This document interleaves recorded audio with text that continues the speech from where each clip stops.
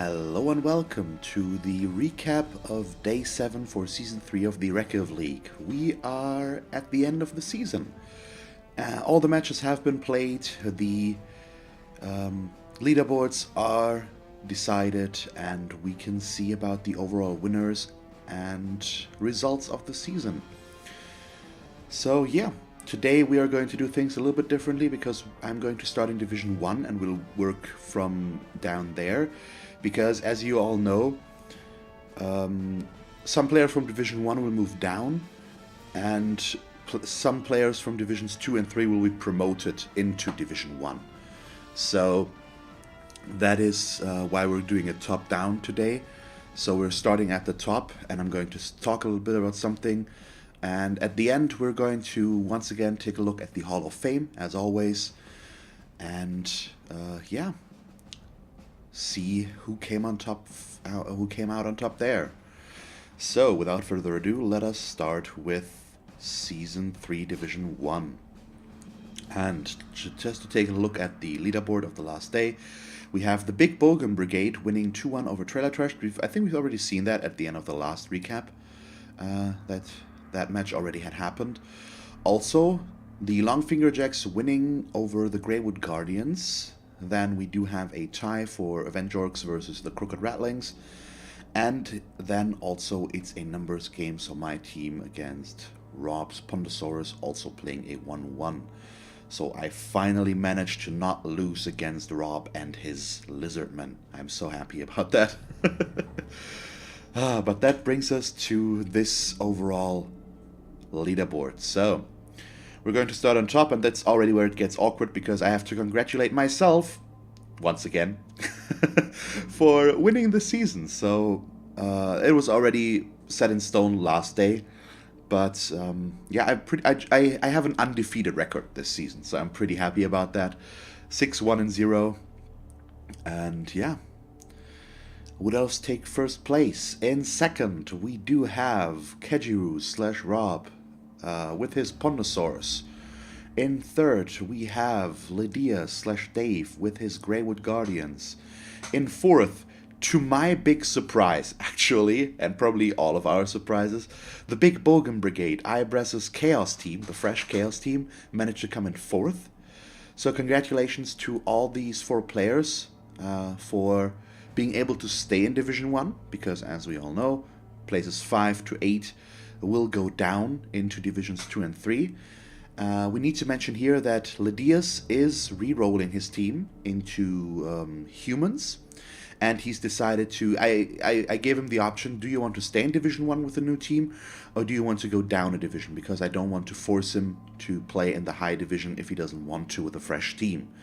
And he decided to go down a division, so we have actually just 3 players staying in Division 1, which would be Ibrez, Kejirus, and myself. And then in 5th place, we do have Aoku, who just barely missed the cutoff. He, if he had won his last match, he would have come in 4th, so I'm sorry, buddy, there. And it was a really close call. It would have put him at 3-1 and 3 as well, and at least could have allowed him to come in 4th, I think. And this means he's going to reroll. I think he's going Dark Elf, if I remember correctly, which I like, because we lost some Dark Elves along the way, and I like more Elves, of course. Then we do have Trailer Trash, the High Lord Salt, who's already talked about his return to Division 1, and he will then destroy us all, I'm sure. James Typhoon is going to reroll, as well as Srab. Srab is going Nurgle. I'm not sure about James Typhoon. I think he's going Nurgle as well, but I'm not 100% on that, so don't quote me on that. But yeah, that is Division 1, and there isn't too much to say to talk about this. So just the fact that Dave is deciding to go down means that we have one more promotion out of Divisions 2 and 3, which means the best placed third player, or third place, is going to move up into Division 1 as well. So I just want to say that already, so that by now looking at Divisions 2 and 3, we have one more player to include for the advancement up into Division 1. Okay, so let's move on to Division 2. And here the last day looks like this. We do have the 2-0 win of the Nice Guys TMs over the Gentleman's Gentlemen. Then we do have a 2-1 win from Ratatonic over the Lich's Knights Howlers. A 3-0 win over Just a Bloke in the West over Steven Spielberg and Co. And a 2-1 win for the Boneyard Hillbillies over American Snuff. Which brings us to the following leaderboard. Let's start at the bottom this time around. So in last place, unfortunately, Powerful Z and The Lich That Lies, and the Gentleman's Gentleman, they're all with 1, 0, and 6. It happens. I don't know. I don't know really what to say there. So in 5th, we have the Nice Guys with 3, 1, and 3, followed by, or preceded by Ratatonic with 4, 1, and 2, as well as American Snuff with 4, 1, and 2. And then in 2nd place, and with a safe spot in Division 1, we have the Boneyard Hillbillies with 6, 0, and 1. And also with an undefeated record in 1st place, we have Motley's Just a Bloke in the West. So congratulations to the Orcs and the Undead here for advancing into Division 1. We'll have to take a look here. Well, I do know that American Snuff, I think, is not continuing into Season 4. So if he would be the best 3rd place, I need to check that. We have 3 players that are not continuing, unfortunately. So I'll have to check that. But I think he might be one. So either way, let us take a look at Division 3 real quick. And that might already decide who's the best placed 3rd place. But yeah, once again, congratulations to our 2 set new Division 1 players here. And then we do have Division 3. And the last day for Division 3 looks like this. A tie between the Embracer of the Sun and the Portly Pounders. So good on the Portly Pounders there, who are our late-coming dwarf team. He replaced one of our dropouts. It looks like he's doing well so far. Then we do have a 2-0 win for post-op Pamela Stringstream over the Necrons. I think that was a concede win. Yep, unfortunately. Also a 2-0 win for the Grimdark over Normanomicon, but that one is an actually plate match, which is better.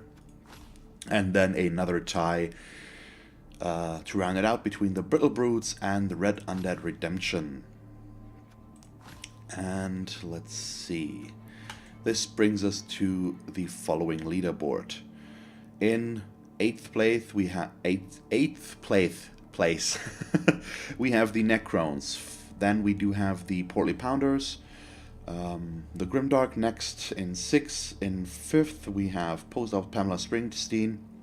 In 4th, we have the Brittle Brutes. In 3rd, we have Normanomicon. And then in 2nd, and going up, we do have the Embracer of the Sun with Cyber Knight and his Bretonians. And in 1st place, we have Marauder Shields, Red Undead Redemption, so the Undead team also with an undefeated record. So congratulations here. And now we have to see. So I think I need to look this up real quick, so I need to pause here for a moment. Bad preparation on my part, I'm sorry. Okay, and I'm back. So there wasn't really a wait for you, of course. And my memory served me right there, so unfortunately, American Snuff will take a pause from the league. I think they might come back, at least that's what it sounded like, but he's at least going to skip the next season. That's how he said it. So, between the 3rd places, we now have the Normanomicon here with 11 points. It's 3 per win and 1 per draw, so 3 times 3 is 9, plus 2 is 11. And then if we move over to Division 2, we do have American Snuff, who are now basically not continuing, and they have the same points as Ratatonic, which means they do have 13 points, because it's 3 times 4, which is 12 plus 1. So they have 1 more point, which at least I hope you can all agree with me there, because, well, yeah, pretty much. This means that the last place for promotion will go to Ratatonic, because they will be third effectively in this case. And that just means that they do have the same amount of or have one more point than the team from Division 3. So I'm sorry there that it looks a bit weird, but I think it's the right way to approach that. So I'm sorry, Shisil here, for not being able to move up. Yeah. So yeah, that's our 5 players that are going to move up into Division 1. So let's go through them again. We do have the Embracer of the Sun, our Dark Souls team, pretty much. We have Red Undead Redemption, our Red Dead Redemption team. Yeah, all the references. And then from Division 2, we have Ratatonic, more Skaven. That's awesome. Another undead team, the Boneyard Hillbillies, as well as the Orcs, just up Lorkendar West. So, congratulations to all of you and welcome to Division 1. Yeah, I'm looking forward to the next season. I think it's going to be very interesting to see. And we have a bunch of rerolls here and there as well. We have replaced our 3 dropouts already, and I'm looking forward to seeing how all of this will play out in the long run. So yeah, with that all said and done, we are going to move on to the Hall of Fame and take a look there. So we will have to go through all the divisions and move on from there. And I'm just going to go through the top 3 here at all times. And we will just see about that. Maybe take a little bit of a closer look at Divisions 2 and 3. So let's actually start there. So Division 3, most experienced, goes to Bone Beetle by the Red Undead Redemption. So how much XP does he actually have? 22 out of one season. That's pretty good, but it's a pretty close match overall here. So congratulations there to our first award, basically, to the Red Undead Redemption.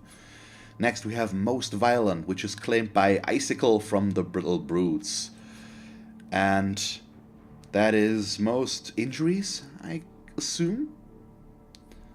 Or is it... Yeah, let's assume that. Also, really close. They're pretty much all tied for second. Then we do have the best receivers, claimed by Ricky from Post-Up Pamela Springsteen. And also really close match here. So I think it might get a little bit more drawn apart in Division 1, where the teams are more developed. Next we have, once again, Icicle in first place, this time for serial kills, and he's got 1, same as TC by Post-Up Pamela Springsteen. So not a very death-heavy season, apparently, in Division 3 there. Best interceptors, we have Gary Sunset by the Embracer of the Sun. No, he's not the only one. Argyle from Red Undead Redemption got 1 interception as well. Then we have the biggest brutes. Oh god. Tutmos the Embalmed, who is apparently one of the mummies for Red Undead Redemption. And biggest brutes, I'm going to assume, is just armor breaks. Something like that. And blind Thanos here in second. The Red Ogre really doing his job, apparently. Then we do have Ghost from the Grimdark being the best thrower of the season. So I think that's yards thrown and not passes thrown. Yeah, I think that's... So 40 is... I don't know if that's a respectable number. I think it's pretty short still overall, but we'll see about that later. And what next? The best rusher. So running yards with the ball. We have the invincible Jack Frost from Brittle Brutes in first with 322. That's pretty good. And Ghost showing up here as well in second place. And best passers. Wait. Best throwers. Okay, so that's completed passes, I think. Yep, so Ghost completed 4 passes here, with Invincible Jack Frost and Ricky in second and third place. And then we do have the best scorers, so best touchdown or most touchdowns scored. And then we actually have a tie for the first 4 places between Bone Beetle, Ghost, Brett, Sundog, and School. Wow, the Portly Pounders really moving in there as well. That's surprising considering how late they came in. And most matches played, well, 7. Yeah. And the best punching bag, a little bit of an anti-award, goes to Snowmobile by the Brittle Brutes.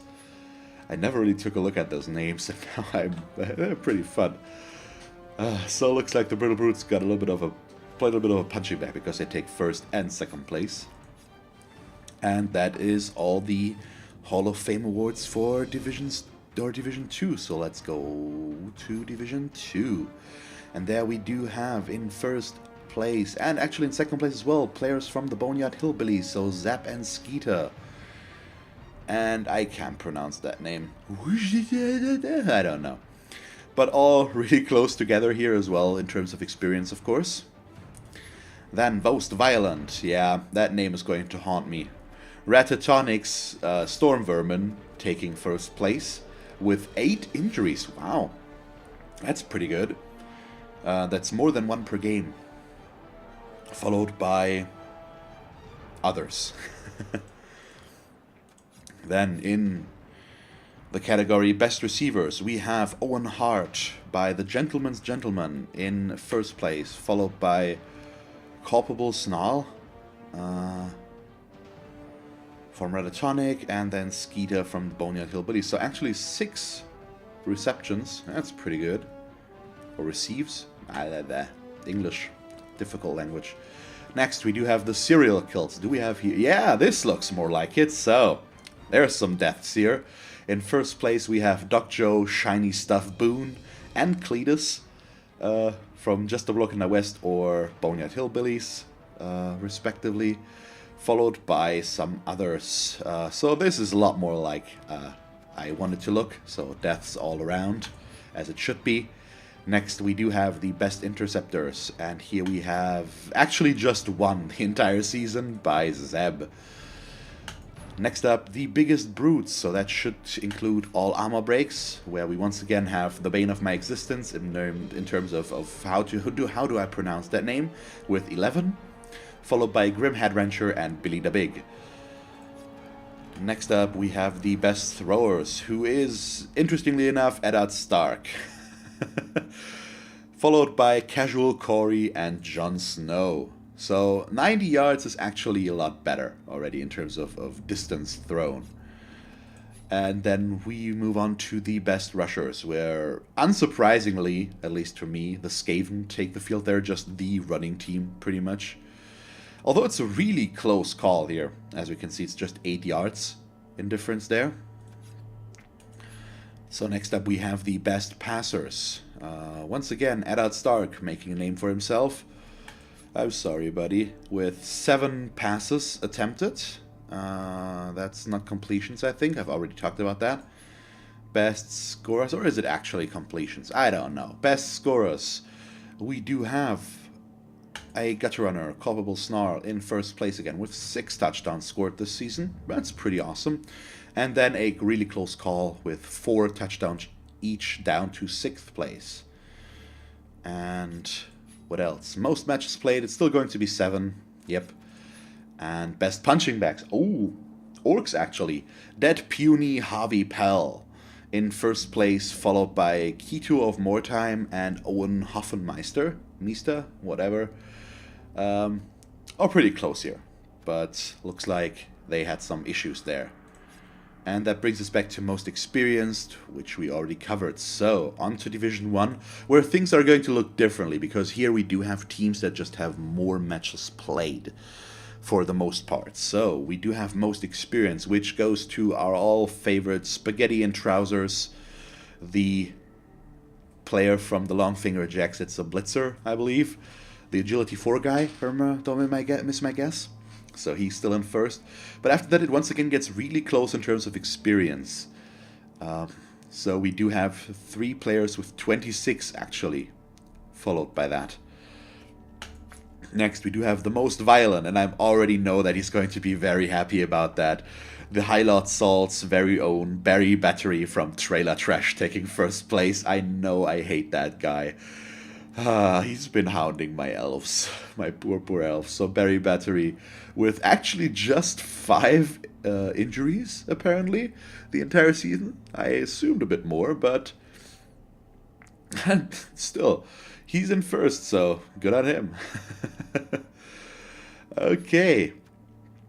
Next, we do have the best receivers, which gets led by Ranger Greenleaf. And interestingly enough, in second place, we do still have Spy from Team Fortress 3, who didn't even play this season. So he's still the second best receiver in the entire league, or in this entire division. I'm confused right now. Wait. Yeah, he was there. That makes sense. Why does he show up here? Let's not question that. I'm a bit confused right now, but... Oh, no. Was it because we replaced him? No. I'll figure it out. Let's just not ponder on that. Serial kills. In first place, we have Barry Battery, followed by Has 3 Heals and Umami Man. So actually, the Longfinger Jacks taking second to fourth place here, but once again, Barry Battery being in first.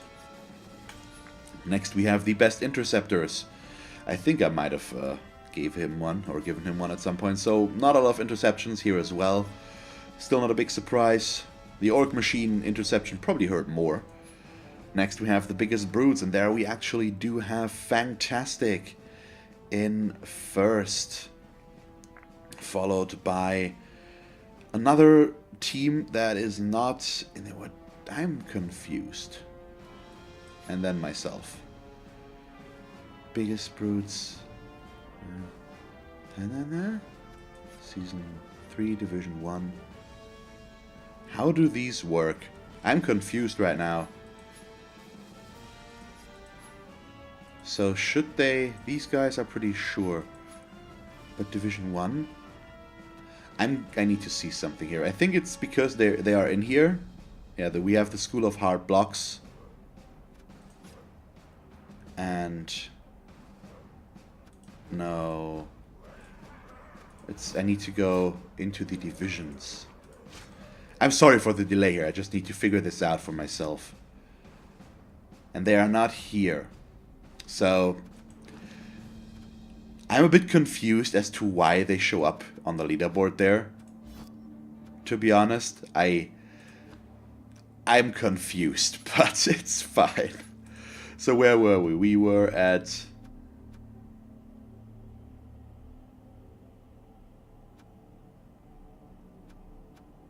Wait... Yeah, we were at serial kills. Does this look different? Most violent, most experienced. Oh, it's season 3, Div 1. Did I do it wrong? No. I'm sorry for all of this right now. I'm getting thoroughly confused. And this looks different now. What did I do?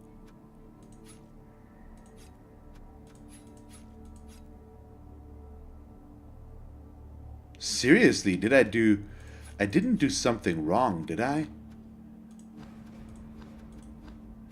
Okay, this is confusing to me. So we're going to start again right now, because this looks different. And I think now it looks correct. I don't know what went wrong there. I'm going to check that.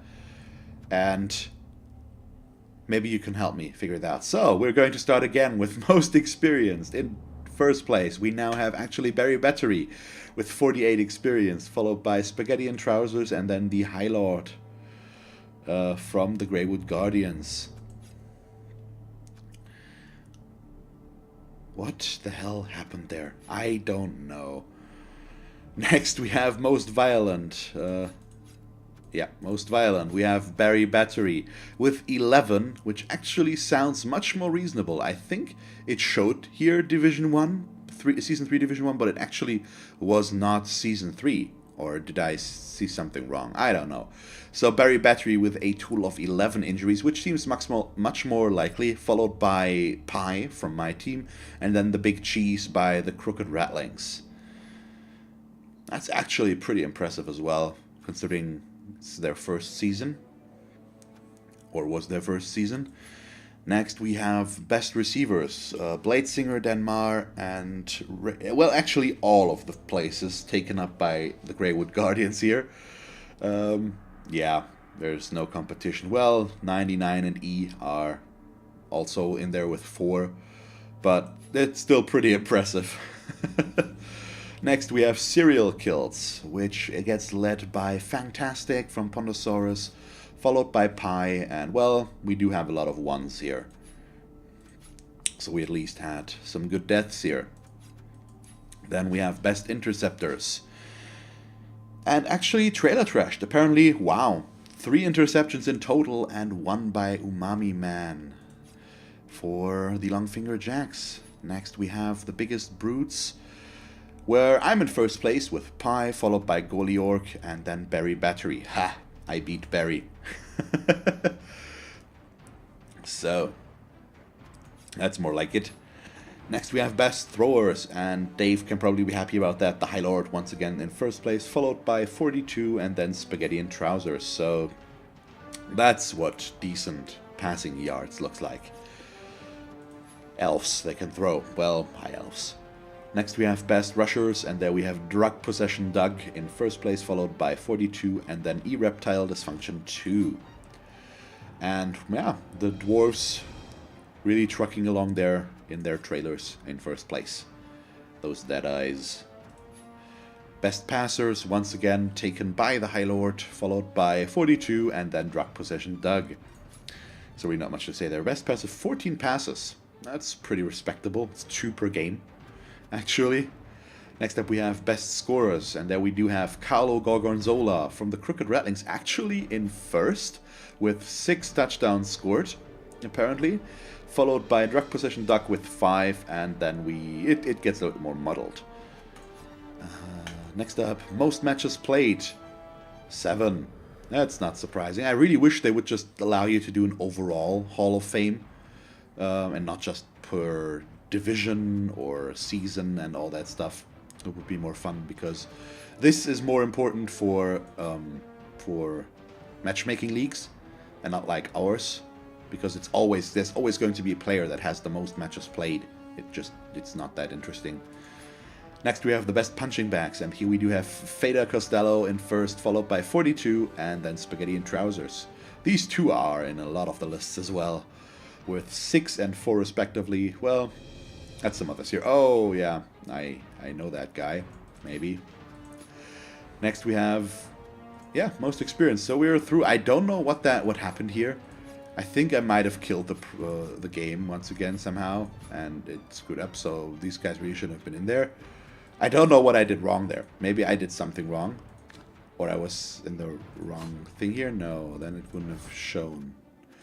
Either way. That is pretty much it. We are now going to close all the competitions and call the recap an end and just confirm everything here.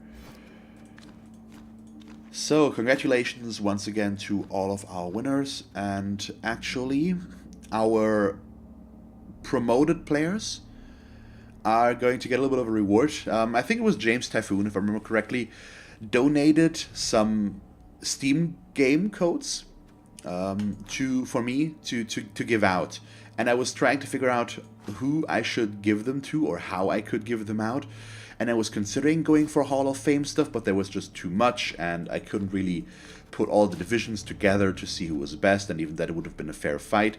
So what we're going to do is all of the players that are moving up are going to get a game code. So I'm going to create a list and message them all, and in this case it will be first come first serve, and we'll just give them out.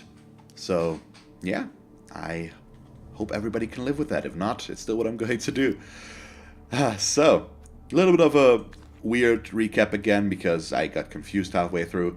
Either way, this was Season 3. I hope you had fun. We had some unfortunate stuff with all the dropouts, but I think we have a much more reliable player base now who will continue to play and not drop off the end of the earth and never show up again. So I'm really happy about that, and I'm looking forward to Season 4. And yeah, that is it for today. And thank you all very much for watching, and we'll see you all next time. Bye.